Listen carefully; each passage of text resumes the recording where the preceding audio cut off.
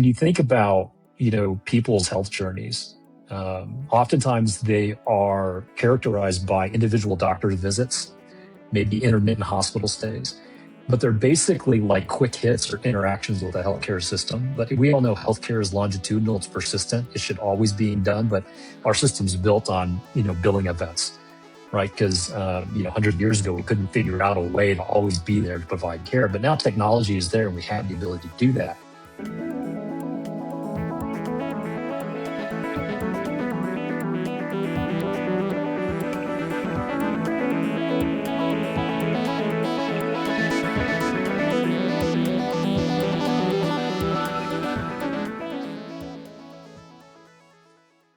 Welcome to Healthcare Rounds. I'm your host, John Marchica, CEO of Darwin Research Group.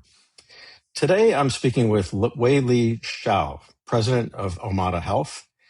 And Wei-Li spent 18 years at Eli Lilly building businesses across diabetes, oncology, and international markets before joining Omada in 2019. And he took the company public in 2025. Less than a year later, Omada posted its first profitable quarter on the back of explosive growth in its GLP-1 programs. And we'll get into that, what that growth means for the business.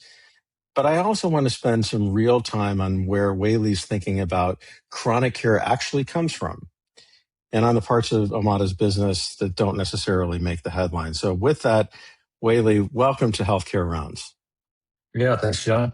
Super glad to be here. Thanks for having me. Looking forward to the conversation, by the way. So, spent almost 2 decades at Eli Lilly, and that was across multiple disease states and geographies before doing what you're doing now. And so it doesn't happen very often that we have somebody who spent so much time in industry and then kind of going in a new direction.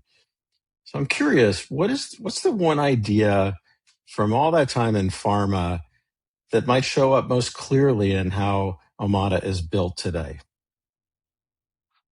Yeah, it's a great question. There are so many different directions to go, and you're right. There aren't too many crossover pharmaceutical execs over into digital health and virtual care, and maybe for a different podcast we can talk about how that kind of journey was made and why. But the one thing from that journey, I think that is super applicable to your question, John, is I spent 18 years, as mentioned, with Eli Lilly and Company, and then spent, almost 7-8 years with another pharmaceutical company.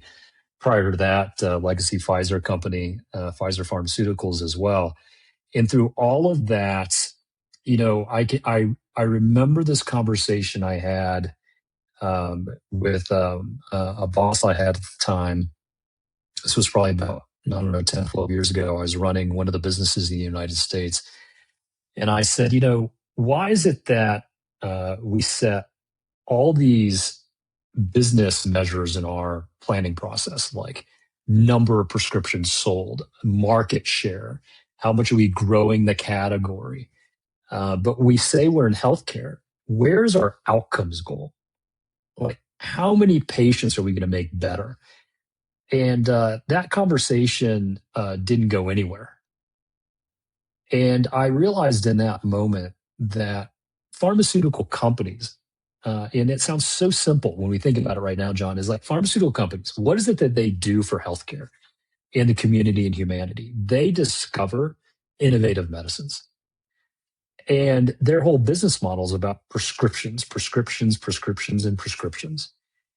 And oftentimes, what I've discovered as I've moved into virtual and digital care is that the prescription is just one very, very small part of the total healthcare ecosystem. As we all know, and all our listeners know, there's PBMs, health plans, there's all sorts of stakeholders, and there's distribution arms, there's specialty pharmacy. There's so many intermediaries. And then, of course, there's all the cottage style industry doctors' offices, and then huge, massive, ACOs and health systems. But when you bridge over to the care delivery side, which is kind of where Omada is and delivering true care services, the prescription becomes just one small element. And then everything else is what you work on. Are they getting the support in between the visits, which is where we specialize? Are they getting the education? What is their environment like? What are the barriers they have? How do we help them overcome? What are the simple changes you can make? Are you taking your medicines? Are you eating right? Do you have access to nutrition? What is your family like? What is going on in your family? What kind of coverage do you have? And so when you go into clinical services and clinical care, you realize, my gosh, what it is important what pharmaceutical companies do, but there's such a small portion of total clinical care delivered. And that was the big kind of like mind blowing aperture change as I pivoted from pharmaceuticals to digital and virtual care. You just made me think of something that we do here at Darwin. We spend a lot of time working with industry and specifically how to work with large customers. So it just, the way that you framed that just made me think about, I came back from a meeting last week. We'll call it an internal strategy session at a client. And the theme really was about, well, how do we get this account team skilled, upskilled? How do we get them thinking how to work with a health system versus this sort of prescriber model? And I'm telling you, Wei-Li, the kind of struggle that was going on throughout the meeting really is this sense of kind of I'm just going to call it old school, prescribing, detailing docs, right? Focusing on exactly what you said, prescriptions, market share, volume, right? All these KPIs that pharma thinks about. And the challenge that they have, and I agree with you, by the way, once you get into the world of care delivery, it's an entirely different matter.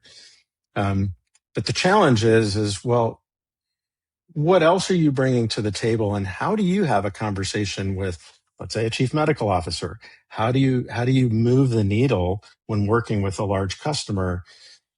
And part of the answer is, if all you're focused on is how many scripts are we getting, or what kind of pull through, how's that? I'm sure you heard that a lot. What kind of pull through are we getting from the field? I think largely missing the point. And I think that's why, and that is absolutely not the point of today's conversation. It just made me think of it like, this is the struggle that the industry is having with their slice of the pie that they're very comfortable with, and like you said, that they're very good at, and their purpose, right? But how do they broaden that lens in such a way to get them thinking about those outcomes? It's a very different conversation with let's say a pharmacy director, if you're thinking about outcomes, right? Versus I'm thinking about pull through and our formulary positioning or something like that. My personal belief is there's a long way, but pharma can get there to be and again, we'll save that for a topic of maybe another podcast for you and me to talk about. But it's just really interesting when you talk about your evolution, and in that meeting, just thinking about, well, geez, pharma is really missing the bigger picture here. And so I guess that leads to the follow-up question from that is, did you have to unlearn anything from all those years in pharma? Did you have to unlearn anything, or is it just sort of like you took that perspective, and now with Omada, you're building on that? Yes and no. I often tell people, a lot of folks that are in pharma are like, hey, is the grass greener on the digital virtual care side? So I talk to a lot of people in pharma, and I tell them basically in short form that, hey, listen, you think there's a lot transferable when you come into the care delivery health services side and virtual care, and you find out you're really wrong. And then you find out after a year of doing the job, 2 years of doing the job, that there's a lot that's transferable. It's just you've got to find, those nexus points. I think that one of the areas that I'm excited and anxious to partner with pharma on is the area of persistence and adherence. Because when you think about, people's health journeys, oftentimes they are characterized by individual doctor visits, maybe intermittent hospital stays. but they're basically like quick hits or interactions with the healthcare system. But we all know healthcare is longitudinal, it's persistent, it should always be done. But our system's built on, billing events, right? Because 100 years ago we couldn't figure out a way to always be there to provide care, but now technology is there and we have the ability to do that. But the challenge is that healthcare. We know that the best healthcare delivered is not just in doctor's visits. Very little actually gets done there. The real healthcare is what you decide to do in between those doctor visits. And the reason I bring up persistence and adherence is because we focus at Omada delivering a form of persistent, we call it in between visit healthcare. So we don't compete with your doctor visits, but we actually provide persistent daily healthcare through the convenience of the cell phone in your pocket. So healthcare is never more than 6 inches away from you, given everybody's got their cell phone with them all the time. But the other thing that's in between doctor's visits oftentimes are drugs. And that's the persistence adherence, I think, intersection point that I would love to work more with pharma with. Because I can tell you from my 20 plus years of experience in pharma, from a business standpoint, they lose probably 60% of all of their patients, probably within 90 days of the first chronic prescription that is written. And for healthcare, that's bad, especially if it's the right patient, right time, and they need to be on that drug. But there's all sorts of problems that happen after the first prescription where pharma is not at, right? They don't have the ability to be there. But there are lots of healthcare organizations, mine happens to be one, that can be there. And boy, if we can get the right patients on medications, not just from day zero, but stay on them through day 365, we can really bend the curve on outcomes and prevent hospitalizations and unnecessary healthcare resource utilization. I think that's a no-brainer. And from a pharma perspective, if they're still in the old world of their KPIs, every month of additional persistence or endurance is worth billions of dollars to them. So if you think about all the incentives align, and so gosh, wouldn't it be great to really create a deep partnership across industries, across companies, to really make sure that happens really well. And in fact, that's what we're doing in GLP-1s right now, because we know in GLP-1s this whole cycling on and off is the new yo-yo diet. From the 80s and 90s, they're just doing it with drugs now. Well, it seems to me, if we went back about 10 years, yeah, it seems about right, 2015, 2016 timeframe, I had this notion that I was really pushing of emphasizing care navigators from the pharma side. I thought it was like the greatest idea. You're going to have this whole quote unquote sales force of navigators. Problem is, as you know, I don't need to tell you, you run into all kinds of firewall That's right. issues. And, are you consulting? What is the role of this person? Are you giving advice? Compliance issues to kind of like kickback, wrap it all up in about kickback issues. Right. Exactly. Transfer of value issues.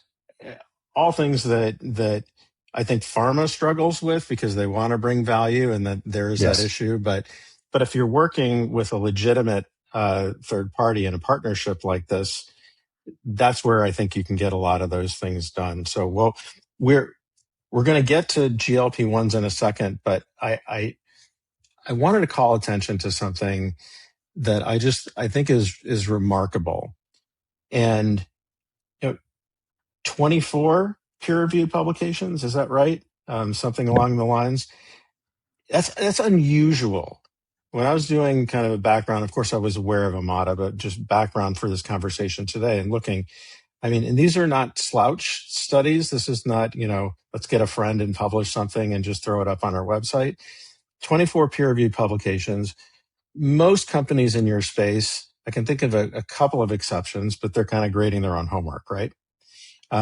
So what was it for you or in your organization that said, we're going to commit to this higher level of rigor to demonstrate the work that we're doing has value and is making a difference, rather than just, kind of the marketing case studies I'm sure, Yeah. Darwin, we've got our own share of case studies. What was it that you said we need to put some muscle behind this, put some Yeah. real evidence behind it?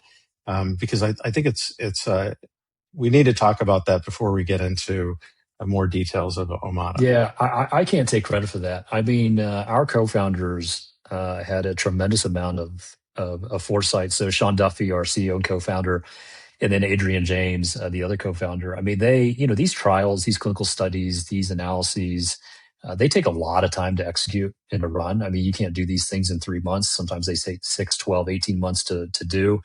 And then you got to do the analysis, data lock, then you need to get it published. I mean, it could be a 2, 3 year affair. Um, and they had the foresight way back when. And as Sean would tell it, he basically, he was at Harvard for his MD, MBA. And he came from Silicon Valley. And when he would talk to his medical school friends about the exciting, things of technology and trackers and wearables, his medical school friends would be like, well, where's the evidence? Where is it published? And then he talked to his technology friends and be like, this stuff works, isn't it obvious? And so I think he sat between that tension and that intersection between like the legacy, not legacy, but, traditional healthcare ecosystem, which is very, very evidence driven, which is great. And then technology, which is like create the evidence, but create the vision in the future first. And I think he took these two things and he said, hey, listen, there's going to be a clash of like uncertainty and incompatibility unless we adopt this approach from the get-go. And they did that. Stemming back from 2013, 14, we had our first trials and studies peer-reviewed and published. And I think that's what's seeped into our DNA. You can't get into a conversation about a new feature, a new service or clinical service going to provide without our clinical and product teams and our care delivery teams saying, okay, well, where's the evidence and how are we publishing this and how do we hold ourselves and our buyers and our competition to the same account? And so it's just become part of our DNA. We all think that way. And so, but again, I think it stems back decades. So really, my next question was, well, how does it affect how you operate day to day? You've actually answered that. It's part of your DNA. But is there any area of research, whether it's in, diabetes prevention, hypertension, is there any area of research that you find is, let's say, the most interesting work that doesn't get a lot of attention? Yeah, I think there's two kinds of most interesting work that don't get a lot of attention that I think people would find tremendously valuable and interesting. Some of the work that we do internally eventually gets published, but for the purposes of program and product development. So, we come up with a hypothesis. We develop, different ways to address the hypothesis using the technology we have or other technology we can use in care. And then we create different arms, like control arms in terms of to test those features. And we test them internally. And then we end up, shuttling and getting rid of certain features and knowing from our data that these are the features that actually make the difference.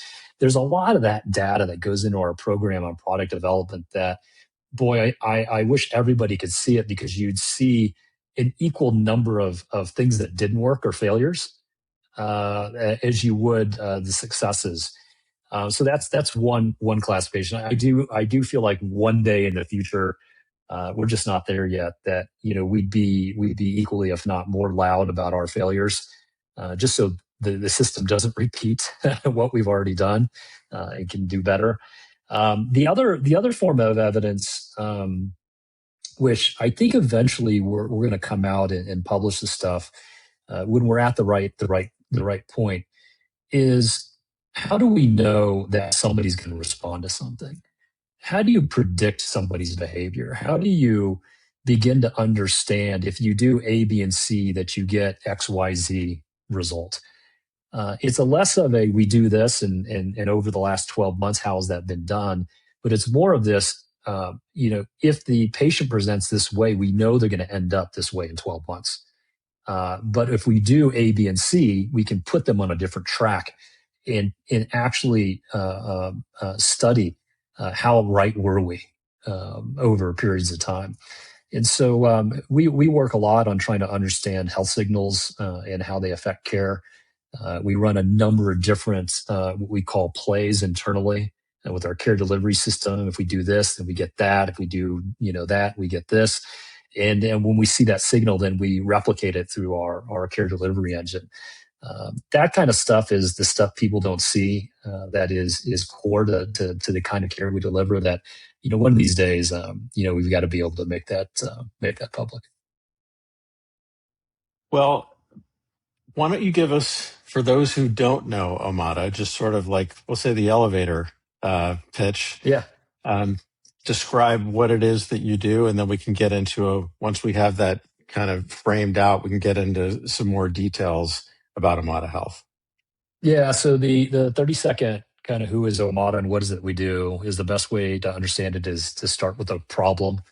The problem is that the way our healthcare system is delivered today, centered around events, doesn't work. People with cardiometabolic conditions are just getting worse. Most, if not every study shows that over the last 10 years, and even most recently with better technology. And secondly, what the evidence does show us, even when we sit in patients' rooms, is that it's the day-to-day, it's the time and space between those doctor visits that really matter. And in fact, 80 to 90% of all the outcomes that are generated from healthcare are delivered in between those moments. And so we took the reverse of that and said, okay, if that's where the outcomes occur, then we've got to create and pioneer a new form of care. You're leveraging technology that is evidence-based to basically help you participate and take care of yourself through behavior change every day or every other day for a few minutes or for an hour, whatever works for you, to make small changes that end up racking up to big outcomes. And so that's what we've done. We've used technology to scale that, and we use the science of behavior change to make sure that happens. And we do that, of course, people with that risk of diabetes, hypertension, musculoskeletal conditions, cholesterol, high blood pressure. And then, of course, if you have one, you unfortunately generally have the others. And so multi-condition care. And so we've been doing that now, for a decade and a half. And we have a little over 1 million people under active care today, and we think we've stumbled upon something that works.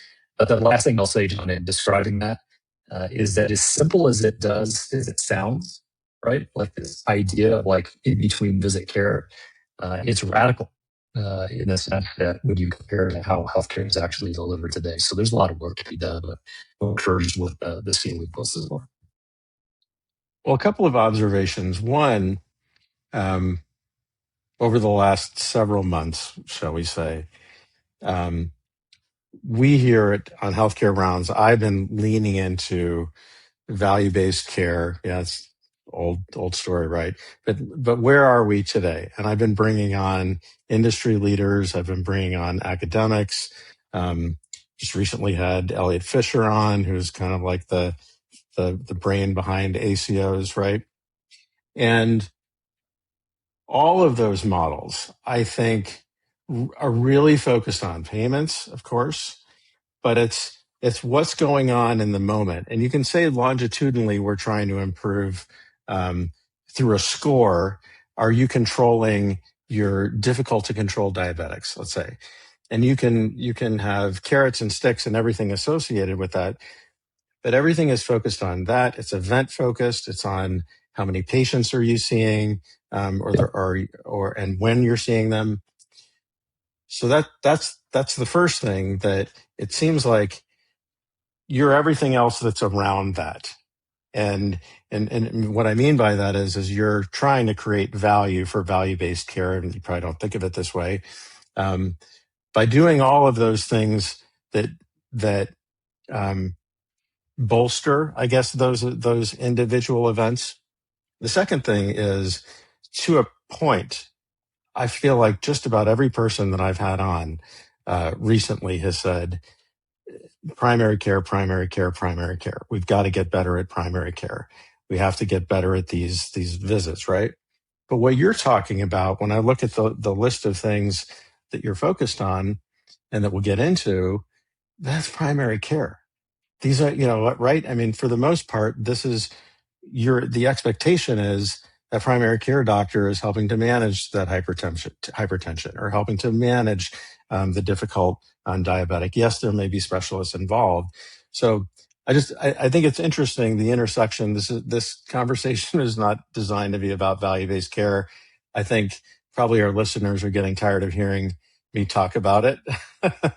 but but the effect, in other words, what we're trying to get to is improved outcomes, really at lower costs. It seems to me that that's really what you're all about, and Yeah, really emphasizing primary care too. yeah, no, you're exactly right. And I love the way you frame that. The tension between kind of what people talk about and then kind of what is needs to be done. There's a delta between there, as you just kind of pointed out, and it's understandable because we as humans we tend to think about solutions based upon what we have experienced and what we can conceive as possible. And if you can't conceive of a new form of care that is there every day, persistently, longitudinally, and is not event based, then you automatically focus on what happens in the existing legacy primary care doctor's office. But that's also the definition of insanity because it's like doing the same thing over and over again, and expecting a different outcome. But we've known for decades that the primary care doctor is important; it has a role to play. But trying to stuff more into a 15-minute visit, it's insanity. It's ludicrous. In putting more payments into that visit to do things that they don't have time to do, when patients can't find a primary care doctor, one third of Americans don't have one. And then if you do want one, the one you probably want probably doesn't have an appointment for months. This is nonsensical and doesn't make sense. And so we've got to break the paradigm. It's very, very hard because we raise people and educate people in a legacy system. But we've got to break that paradigm. That's why I say it's a simple concept to try to help somebody on a daily basis leveraging technology. We can do it. We've shown we've done it. We've published it. But it is radical when in comparison to what is currently done today. And so you're right to link it to value-based care. And in fact, we do business and have partnerships with some of the most innovative value-based care organizations. And they've begun to basically break their own paradigm and say, gosh, we have a segment of patients that we know we can't get them into a visit every day if we tried, even if we thought it would work. We can only get them in 2-3 times a year, but they just need more care. And so they call us up and we partner with them. We work with their primary care network. And not surprisingly, we see results from how that partnership works. And then on the patient side, I would imagine that people are hungry for this kind of, we'll say non-intrusive, really. I mean, yeah, Yeah. you've got your phone in your pocket, right? I mean, they're hungry for that better care because of the level of frustration. Survey after survey keeps coming back, frustration with the health system. Well, I can't think of a time that I've been doing this that people say, yeah, it's the greatest health system in the world. I love the healthcare I get from Yeah. my doctor, That's right. right? So I would imagine the feedback that you get from patients is also very comforting, right? That you're moving the needle there. It is. And it's, but we've also learned a lot, John. So I'll give you an example. One of the things we found that doesn't work that we don't do. So, back, it was probably like 24, 36 months ago, was all about like nudging. Like if you just nudge people on their phone, then they'll change their behavior. Well, we found, not surprisingly, you can nudge the crud out of somebody. And it doesn't move the needle. And so the broader learning there is not just about nudges. It's about how you blend technology with human. And there's a raft of other digital health virtual care providers out there that are totally moving AI, totally moving towards technology and removing human. We don't believe that's the answer. But we also don't believe that it has to be 100% human. There's a co-intelligent approach where you get the best intelligence from AI and you get the best empathic intelligence from a human. Because I tell you, over the last 15 years we've been doing business, when you talk to our millions of members that we have served, when you ask them, what is it that was special about Omada that made the difference? Do you know what they say? They don't talk about our app. They don't talk about the communities they have. We don't talk about the integrated devices and how we don't. They talk about the human care team, their coach, or their diabetes educator, or their hypertension specialist, or their doctor that they use for us. They talk about that person who saw them, understood them, and helped them and didn't judge them. Our healthcare system today, not unintentional, judges people, right? When you give them a diagnosis and say, congratulations, you are now diabetic, that comes with all sorts of stigma. You are now diagnosed with clinical obesity. Oh, guess what? I kind of knew already before coming in. And we all know the baggage and stigma in esteem that comes with the self-esteem issues that come with being obese and overweight. And so in a judgment-free care way. And so it's not just about providing support. It's how do you do it in the right way? How do you do it in a co-intelligent way? We're using human and AI in a way that's blended so that the member of the patient feels seen and heard and cared for so that they can honestly say this was a great care experience. I'll tell you why healthcare systems need to really understand this. Because if you're, let's say, a health system or a health plan, and you have Medicare Advantage, which basically almost all do, their payments for Starditas, one of the major ones is called HOS, or Health Outcome Survey. And it has nothing to do with like, did your blood sugar go up or go down, or did you take this prevention thing or not? It's like, do you essentially feel better about your health plan? Did they provide value to you? It's a totally qualitative question that has billions of dollars on the hook. And guess what? If you don't provide exceptional healthcare, which we define as visit plus in between visit care, are you gonna be able to have that question reliably come back and saying we love you? I would argue that would be a challenging expectation. Well, it seems to me that you're filling a gap that, when people talk about the old days when they had their doctor and they had these long conversations with their doctor, and I could trust my doctor, right? And I could trust my doctor. And I think I've even talked about here on Healthcare Rounds about how I appreciate the relationship that I have with my primary care doctor, which, sometimes gets strained, just not enough time in the day. People want that.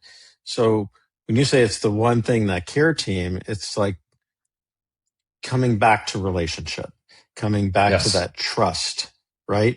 Which is, name your institution. Trust is at an all-time low, right? That's right. It's bringing that trust back to the relationship. And that's immeasurable, because when I think about the times that I've had, and I haven't had any serious health challenges, so I'm, knock on, I don't have any wood in front of me, but I haven't had anything serious.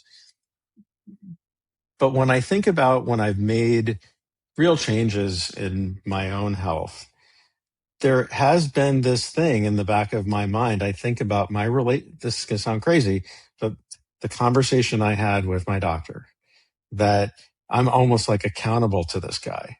Like I bring it back to, I've brought it back to that relationship. And I bet you see some of that in those scores. You see some of that where people are saying, all right, I'm willing to make a change, not just for me, not just for my kids, but I know I've got a call with my coach, and I really like this coach, and this coach cares about me. Right? Yeah, John. Look, you may, to use your words, you may think it sounds great. It's not. This is exactly what I'm talking about.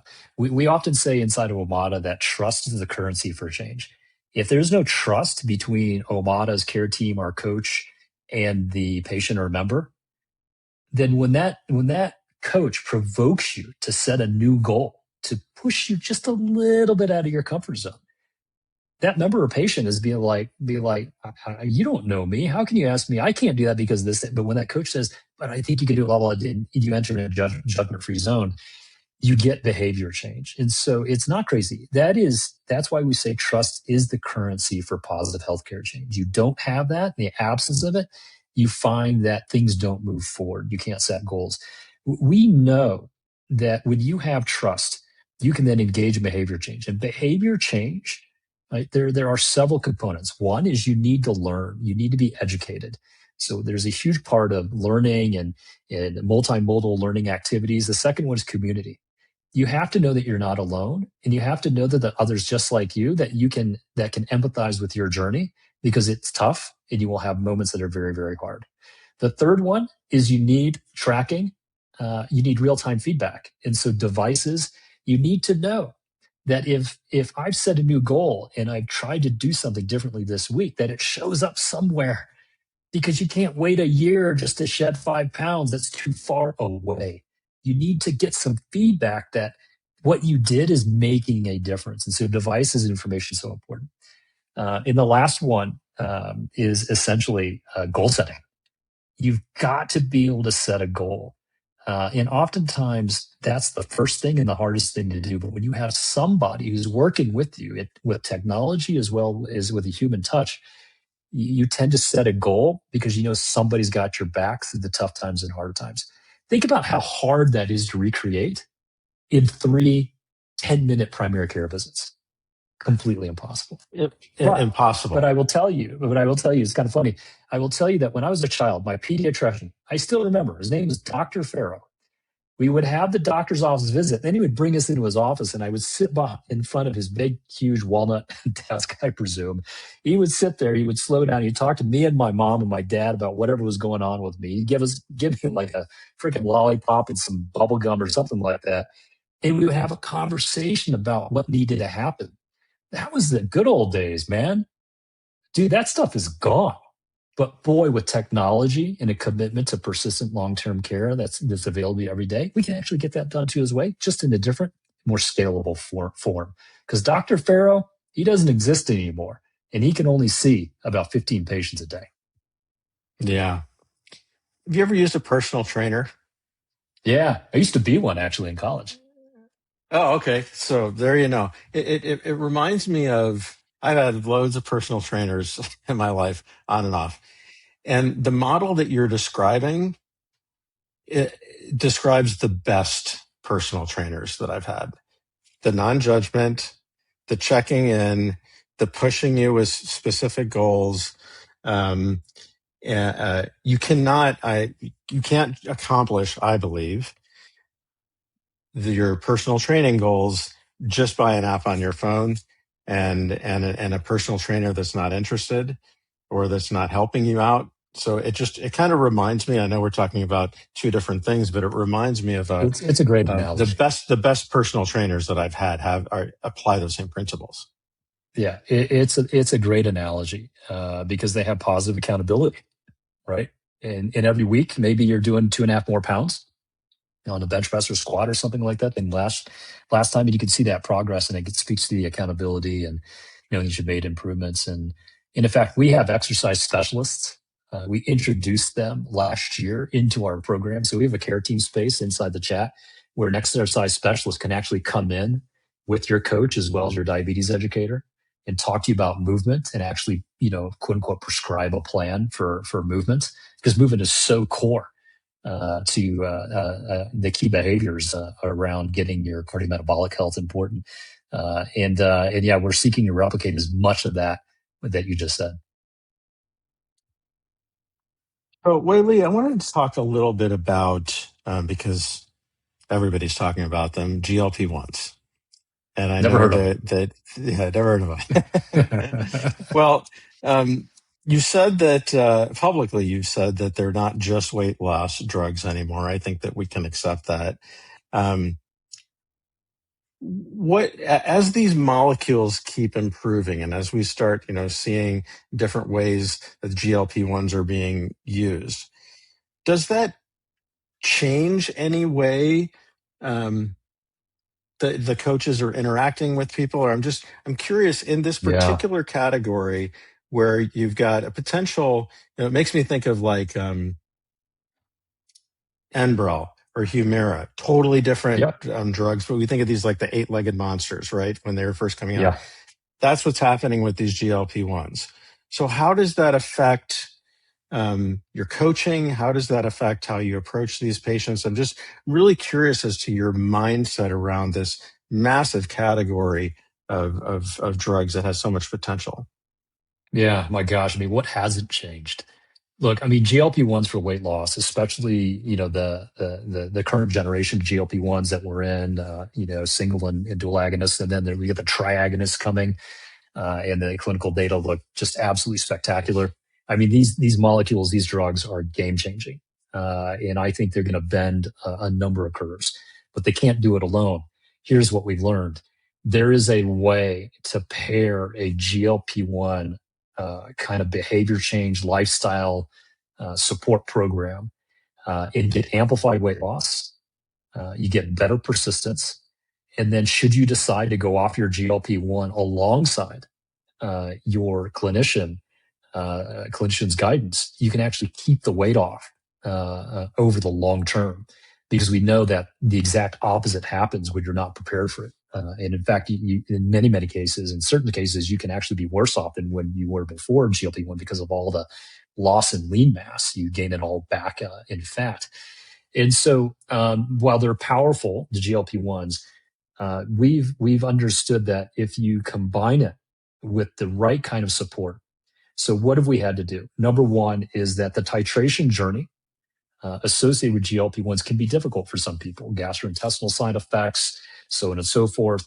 And helping somebody on a daily basis manage that, as opposed to lose confidence in their GLP-1, or actually just like decide with their clinician not to get up to the effective dose, so not get the maximum effect.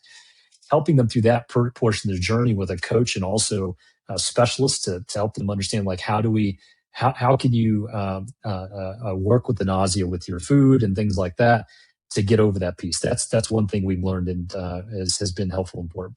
The other one is actually getting not just focused on weight loss, but weight health. So it is very much possible the case, and I think it's happening far too often, where your appetite goes down, but your eating habits don't change. And so you actually end up getting malnourished. You lack micronutrients. And in fact, there was this incredible Wall Street Journal article that came out last week that showed, looking at over 400,000 people retrospectively, that 1 in 5 of them actually were lacking significantly micro and macronutrients from their diet because their appetite went way down, but they didn't consume healthier food. And so food quality and nutrition quality and nutrition density, when you work with us in our program, that's something we focus on big time, because we don't just want the weight loss, we want the weight health to go up. So that's important. The other one is the preservation of lean mass. We know that up to 35%, 1/3 of the weight that you lose is actually in lean mass. A lot of that, most is from muscle. Losing muscle is bad, not only from an injury prevention standpoint, but muscle also is the chief engine of burning calories and keeping the weight off. And so we've now had to incorporate exercise specialists into our program to help you move and gain lean mass while at the same time losing fat. And in fact, what we've shown is you actually can double the percent of fat loss relative to lean mass. You can actually preserve your lean mass if you do it thoughtfully during that period of time. And so those are just a few ways in which we've had to modify our program and evolve our program as people's needs have changed, as people have come into our programs on GLP-1s for weight loss. And so, we've got, well over 150,000 plus people that are on GLP-1s on our evolved or modified program. We're pleased with the results, and think that other companies, including ourselves, if we just do it right, we can get the return on investment from these drugs, because that's what it is at the end of the day, that with a thoughtful execution of GLP-1s, we can truly bend the curve of disease. There's billions of dollars on the hook for the United States and healthcare resources if we can do that together. So, Wei-Li, we're coming up on time. I feel like we're just getting started in the conversation. I do too. And so we'll have to have you back. I hope you'd be willing to come back at some point Absolutely. in the future and let us know how you're progressing. I don't mean to put you on the spot, but I want to go back to where we started this conversation in the world, at Lilly and prior to that, was it Pharmacia? I'm trying to remember the organization. Pharmacia of John. Yeah. Right. All now part of Pfizer. Yep. Right. All part of Pfizer, like so many companies. Now part of Pfizer. But I'm just curious, again, I'm not trying to put you on the spot. I'm curious, with everything that you just said, all the things that you're learning, and you're in a partnership with Lilly, if I'm not mistaken, a distribution. That's right. Right. What do the Lilly people say? Like when they see exactly what you're saying, when they're starting to get, for lack of a better term, sort of real world evidence around what you're learning. I'm just curious, has the mindset shifted, in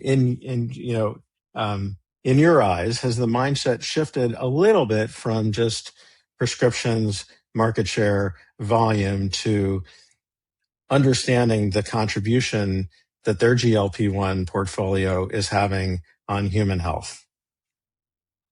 Yeah, I think so. I think so. Um, I think you could see it in their behavior. I can think you could see it in the rhetoric externally. Um, and I certainly have a lot of friends in pharma, not just at Lilly, but across the industry. I mean, if you spend so much time in a particular industry, you make a lot of friends, and you get to know a lot of people. And I think things are evolving. I mean, look, when I started, pharmaceutical industry was one of the least trusted industries in the entire nation. It was right down there with like tobacco companies and gas companies. It was like the worst.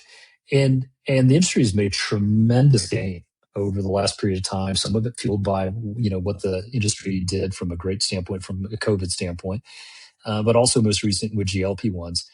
But there's still more to go. I think, but I think you mentioned it earlier. There are realistic constraints as to what pharmaceutical companies can do from a compliance and legal standpoint. And I think it's all about how do we foster the right partnerships.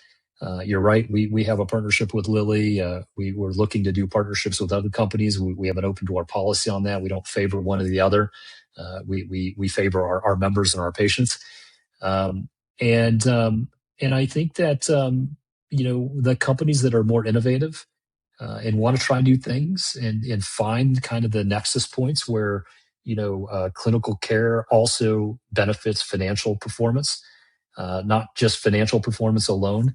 I think the dialogue's changing. I'm optimistic, but there's a lot more way to go. What I would love to see are deeper partnerships, in the area of persistence adherence, like we talked about in the up top, because I think that's just the most obvious area where it benefits them, benefits the member, and it's something that we can do, and we think pretty well. And I think that's just the natural evolution of it. What I would like to see tackled, and maybe this is a plea to all of my PBM and health plan and pharmaceutical friends that I hope are going to listen to this episode, is I've got a plea. Look, I think if we all work together, we can make GLP-1s for obesity or weight loss far more accessible and affordable. There's tremendous price dislocation in the marketplace. As of July 1st, Medicare recipients are paying $50 out of pocket. That's fantastic. It's incredible. And then cash pay, if you don't have coverage, you're paying maybe $250, maximum $300. That's great. From when it was $1,300 a month down to $250, $300 is great. But the commercially insured employer market is still paying a significantly higher price. And we've got to work together to create accessibility, affordability for everyone. And then make sure that affordability around the medicine comes with the kind of care that can ensure not only great outcomes for the individual person, but then benefit the total system as a whole. We've got to lower healthcare costs down. And if we work together, this is the golden opportunity. We can all see it. We can bend all of those curves, cardiovascular curves, metabolic curves, diabetes, obesity, maybe even cancer and Alzheimer's or dementia curves. We can bend all those curves. But we've got to get out of our lanes, and we've got to start saying, okay, how do we get this from a cooperative standpoint? Each of us doing the part that we do exceptionally well, because there's enough financial gain for all of us there if we just think about it a little bit differently. Well, I couldn't have said it any better to sum it up, Wei-Li. I mean, this has been a fabulous conversation. And when I think about these, just let's focus on pharma as we're wrapping this up. Yeah. If you look at their mission statements, not a single one of them says, let's maximize shareholder value. They're all trying to do that, right? But it's not, Yeah. let's sell more drugs, let's discover more drugs. There's always this tie-in to healthcare, to human health, to making life better for people. I mean, you see this in mission statement after mission statement, and it really feels like your organization can be one of those that can help pharma come along and help them achieve those objectives without bumping up into compliance and other kinds of issues. Of course, the compliance folks will always find something, right? They'll always find something to look They at. keep us out of hot water. Let's put it that they keep us out of the hot water, and they're necessary partners. But you're right, John. I mean, look, it's also reverse. The reverse is true as well. We can't bend the curves by ourselves. We need partners. We need pharma. We dream of a day where pharma needs us too, and health plans need us, and PBMs need us. I mean, we have partnerships with all three of those stakeholders. We can't do it alone. We like to think that they can't do it alone, and I think that's where things have got to evolve. And I think there's a way. There's a way there, regardless of the compliance and regulatory things. There's definitely a path forward on this stuff. Well, and you said this early in the conversation, and health systems, right? Absolutely. I mean, their goal is to look at the total patient experience every step along the way in the journey. And if you can help them with that, then all the better. Wei-Li, thanks again for spending some time. As I said, Yeah. I'd love to have you come back in a while and just see how you're progressing as an organization. This has been a lot of fun, and I'm sure people are going to appreciate listening to it. Yeah. Would love to come on back, and appreciate the opportunity, John. Great. And well, that'll do it for another episode of Healthcare Rounds. Thanks for joining us. If this episode made you think differently about what's really driving healthcare, share it with a colleague who needs to hear it. And if you're not already following the show, now's the time. If you're listening on Spotify, we'd especially love it if you'd follow us there, and a rating or a review on Apple Podcasts or on YouTube certainly goes a long way too. I'm John Marchica, and we'll see you next round.